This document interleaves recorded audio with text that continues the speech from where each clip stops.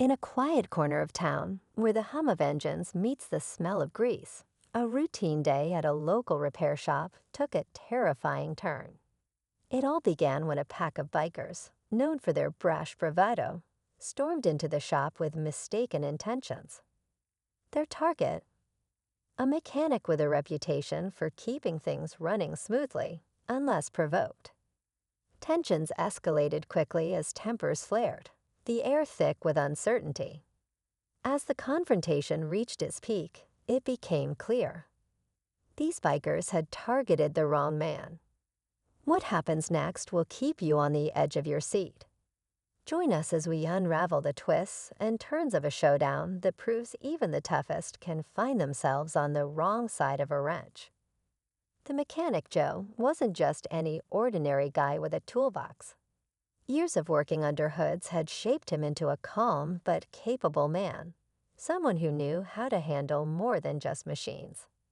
His quiet demeanor often made people underestimate him, but those who knew him well understood there was more to Joe than met the eye. As the bikers surrounded him, their voices echoing with taunts and demands, Joe stayed unnervingly composed.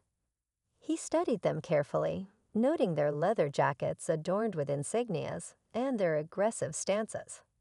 These weren't just weekend riders. They carried an air of intimidation. But why had they come to his shop?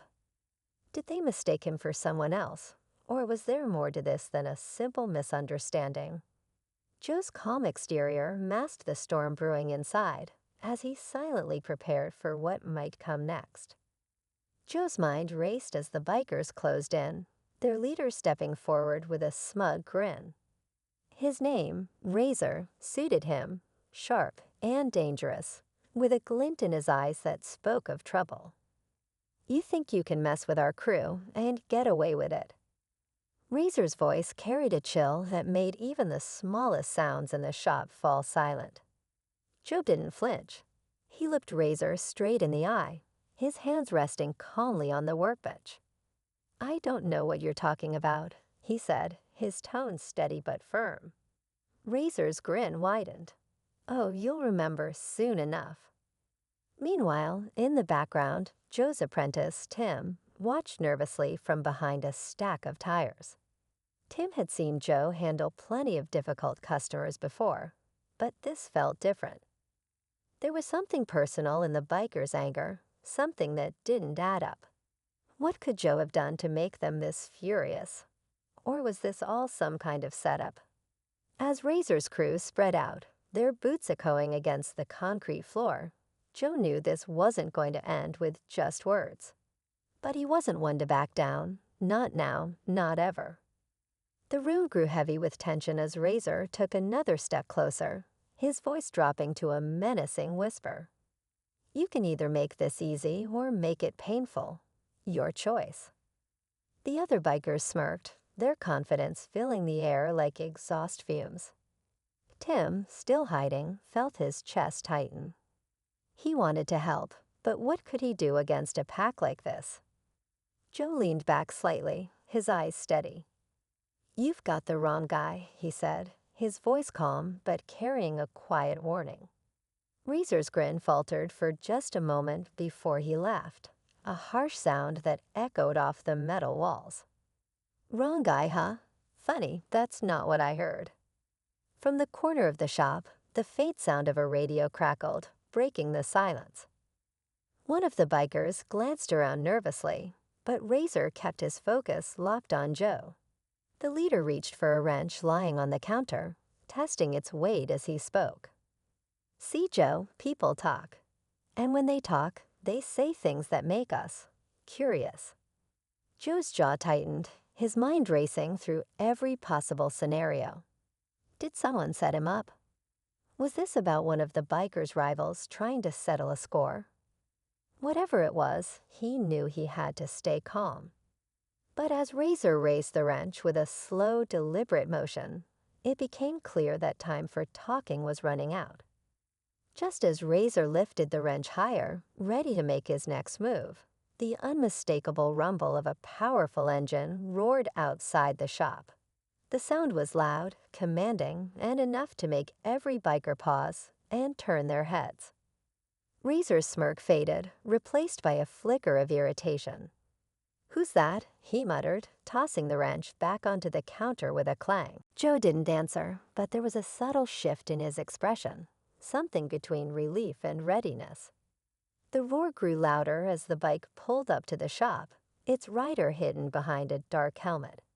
The door creaked open, and in walked a figure dressed in weathered riding gear, their stance radiating confidence.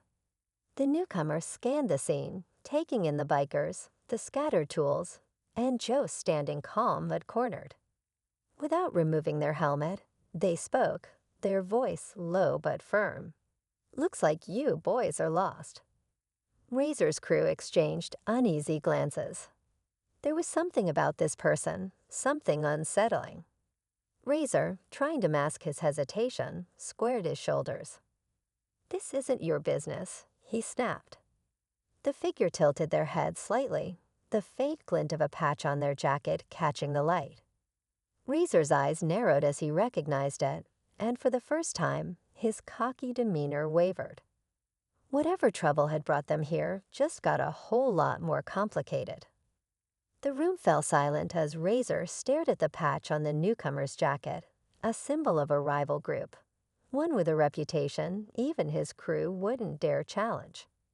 "You've got some nerve showing up here," Razor said, his voice betraying a hint of unease. The figure finally removed their helmet, revealing a woman with sharp eyes and a calm but commanding presence. "Funny," she said with a smirk. "I was about to say the same to you." She glanced at Joe, who gave her a subtle nod. "Looks like you've been busy stirring up trouble where it doesn't belong." Razor hesitated, his crew shifting uncomfortably behind him. "This guy owes us," he barked, trying to regain control. But the woman stepped closer, her voice firm. "Joe doesn't owe anyone. You've been fed lies, and you walked right into the wrong place to settle them." Before Razor could respond, Joe moved. In one swift motion, he reached for a hidden button under the counter. A loud alarm blared, and lights outside the shop flickered on, revealing several other bikers, the woman's crew, waiting and ready. Razor's face dropped as he realized they were outnumbered and outmatched. "This isn't over," Razor spat, backing toward the door. "Oh, it is?" Joe said, his voice calm but final. As Razor and his crew retreated, the woman turned to Joe with a sly smile. "You always know how to make friends." Joe chuckled, shaking his head. Just another day in the shop.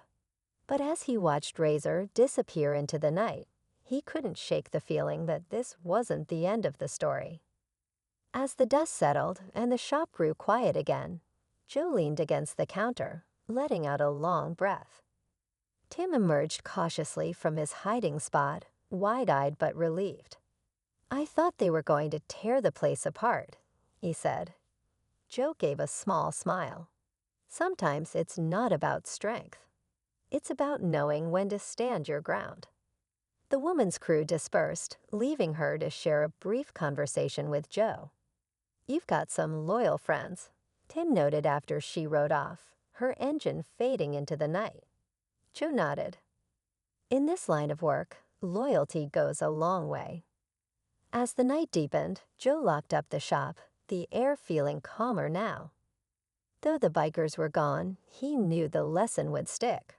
For them and for himself. Some battles are won with more than just wrenches.